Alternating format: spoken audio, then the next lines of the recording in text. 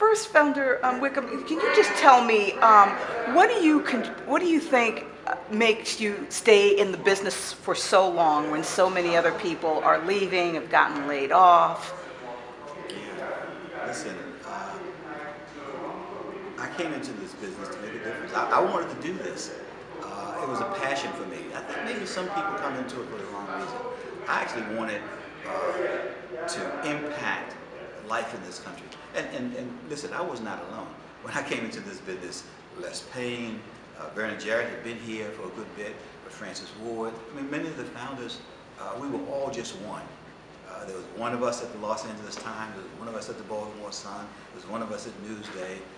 When you look around and you saw the presence that we had, we'd come together, we always talked about making a difference, making a change. That was a passion for us. It wasn't coming to NABJ to find the sports, you know, the ESPN party, or find out who could have the greatest, you know, activity that was not a part of the discussion about the future of our craft.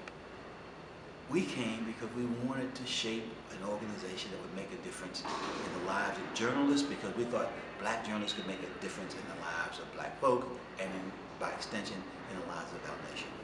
So ASNE just released its diversity census, and you know, it's the same thing. Diversity is worse. Now, as a founder and as the organization turns 40, do you think that it could have been worse if NABJ had not been around, or do you think that there's still more that NABJ can do to help get these numbers up, the diversity? Well, ASNE never had a serious commitment to diversity.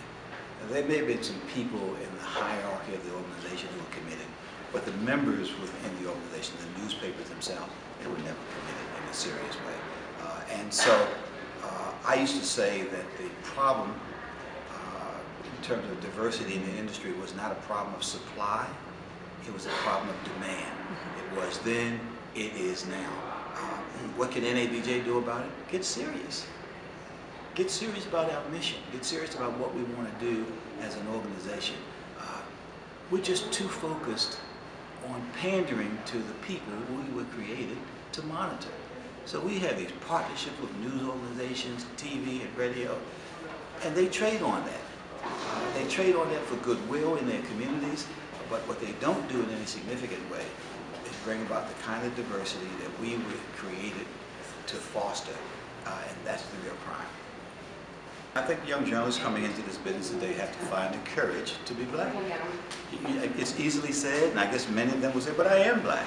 I'm talking about coming to this organization, going into a workplace with a commitment to blackness, you know, a commitment to bringing about a change in this country, that people plowed the ground to enable them to have these opportunities, and they show up like, I'm here because I'm talented. Well, no, you were talented before, and generations before you were talented and didn't get those opportunities. Be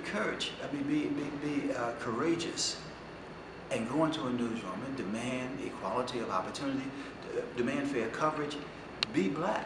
You know, when I first arrived at the Baltimore Sun, one of my first jobs, I walked in one day on a Saturday, and I was the only general assignment reporter, and there were two stories that needed to be covered. One was a bull roast that was being put on by veterans of foreign war, and the other was a mortgage burning at the AME church.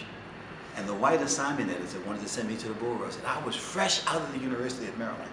And you know what I said? No, that doesn't make any sense. And he looked at me like, you want this job? And I sat down and explained to him. I said, listen, we have bull roasts all the time.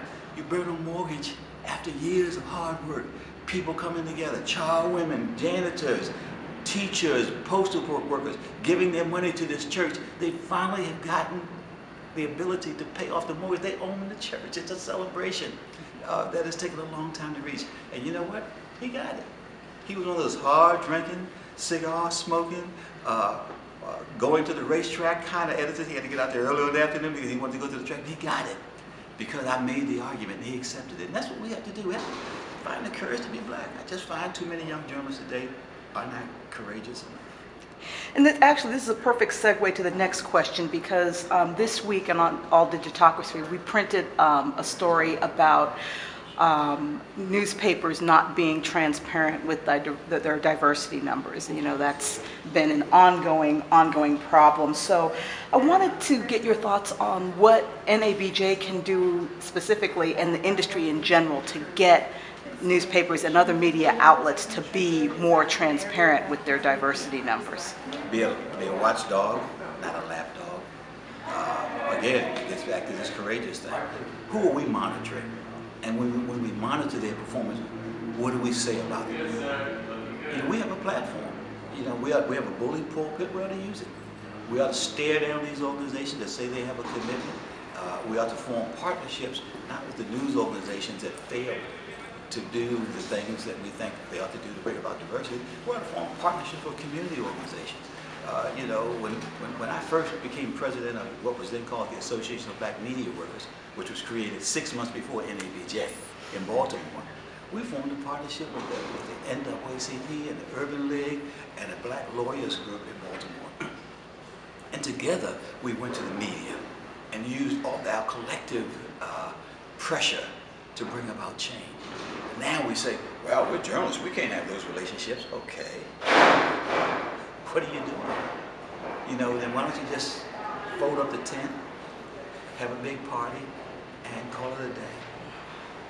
I think as I look back over these 40 years, the changing structure of media ownership, and the movement away from local ownership, the movement away from individual ownership to corporate ownership.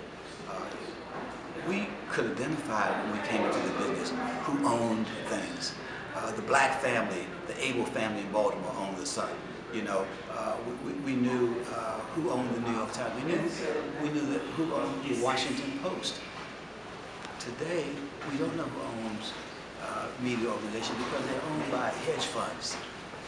They're as much likely to be owned by firemen and policemen and school teachers through their investment accounts as they are to be owned by an individual. And in fact, most cases, they're owned by people not seen, not heard from, and we're not able to impact them because they are just receiving money from their investment accounts. This is a tragedy for the industry.